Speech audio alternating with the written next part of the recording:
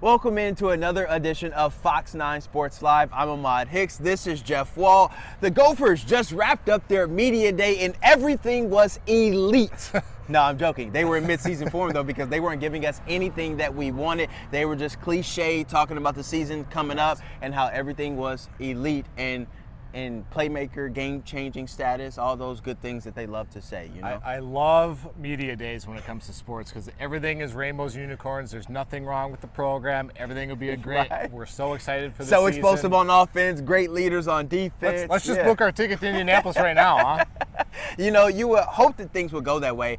The press conference started out, the biggest takeaway from today, Ethan Kaliak-Manis. He says he has a new mindset entering the 2023 season. I saw his screensaver on his iPhone, and he had a picture of Kobe Bryant, iced up, ice packs on his knees, his elbows, his shoulders. I asked him where that came from, and he said that he wants to be there for his team. Yep, he's definitely got a little bit of a chip on his shoulder. He got his first legitimate playing experience last year. You're talking about a third-year kid playing behind Tanner Morgan here the last couple years. Morgan's gone. He's chasing his NFL dream with the Pittsburgh Steelers.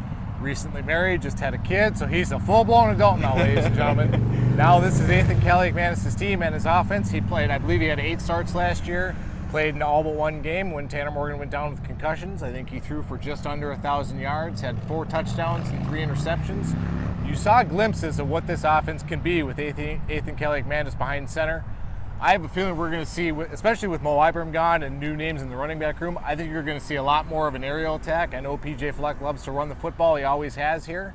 But I do think you're going to see a new style offense here. I think you're going to see the ball through the air a lot more this fall. Well, Chris Autman-Bell talked about the talent they have in that receiver room, and his face lit up like a Christmas tree when he started talking about that. He said they have a lot of explosive playmakers in there, guys that can change the dynamic of the game. And when you talk about PJ Fleck at Western Michigan, his team's kind of threw the ball a little bit more. So now that you have those talented receivers and you don't have a Mo Ibrahim in your backfield, you probably will see the Gophers throw a little bit more. Chris Autman-Bell talked about that a little bit. Exactly. You're talking about a wide receiver room that right now is led by, you have Daniel Jackson, you have Chris Autman-Bell, you've got Brockington, Lemeke Brockington, you've got the leading pass catcher. Let's not forget about him, Brevin Spanford, the tight end who could have opted for the NFL draft this year, got the feedback he wanted.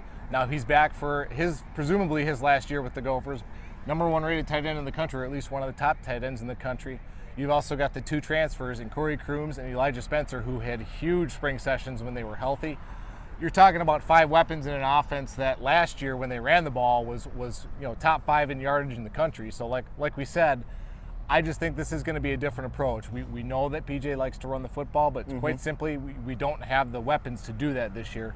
So if you're the Gophers, you're going to be going through the air this fall. Well, when I asked them about the expectations for the Big Ten, every time you turn on the Big Ten network, every time you see an ESPN projected ratings for the Big Ten, you see Michigan, you see Ohio State, and everybody else after that is an afterthought. So I asked Tyler Nubin about that and a couple of other players, and of course they told me they don't pay attention to those things outside of their 4 walls. They would be annoying if they did, but I wanted to get your take on that because I feel like as a player, like Nubin said, he doesn't pay attention, but if he did, it has to be annoying as they get written off before the season even starts. Well, they said the right thing in front of the camera, but they're lying. I mean, everyone looks at the standings. Everyone looks at preseason rankings. They don't mean a thing. Tyler Nubin even pointed to the fact of, guys, a lot of those guys don't know what they're talking about. He said some do. We do. Some people do know what they're talking about. Most people don't. Everything's a guess before August 31st against Nebraska. We don't know what it's going to look like, and it's designed that way. College football coaches are some of the most paranoid people I've ever met. They're not going to show anything in training camp. They're not going to show anything in fall practices. They'll have scrimmages that we don't get the access to see. We're not going to know anything until August 31st against Nebraska. Unfortunately. And I think that this is a group. I mean, you're talking about a program that 3 of the last 4 years should have at least been in contention to get to Indianapolis for the Big Ten title game, especially the last 2 seasons. This is really the last shot to do that. You've got USC and UCLA coming into the picture in 2024. You're doing away with divisions.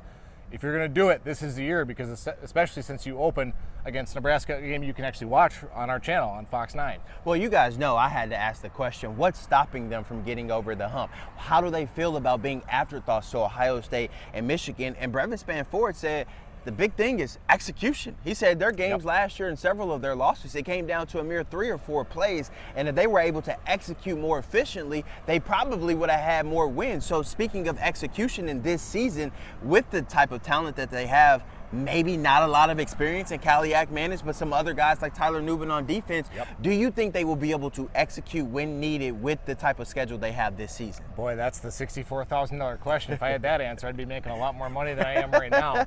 I can tell you one thing. We did see a glimpse of what Ethan Kaliak Manis can do with this offense against Wisconsin when he hit Lemecki Brockington over the middle for that long touchdown.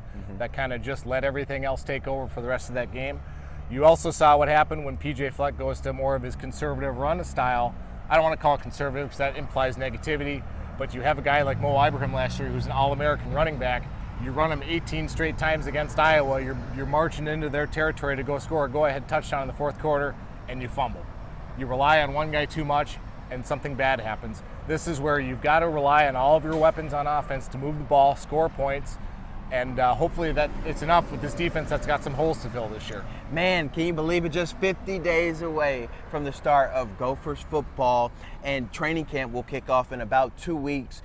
Daniel Jackson, a wide receiver for the Gophers, said coming up they have 6 days left in their summer regimen, and then they are kind of getting a mental break before training camp starts. Of course, they'll work on some things to keep themselves fresh, but he said that's an important time for guys to gather themselves and kind of recollect before the season starts, because as we all know, the grind begins, and then once you get into the Big Ten play, things get really, really tough for the Gophers. So for Daniel Jackson, they talked a lot about the talent they have on offense, but what about defense? Do you think this defense can compete in the Big Ten in 2023? Well, that's the big question mark, but the good thing is that they've got leaders at every level of the defense. You've got Tyler Nubin and Justin Wally in the secondary.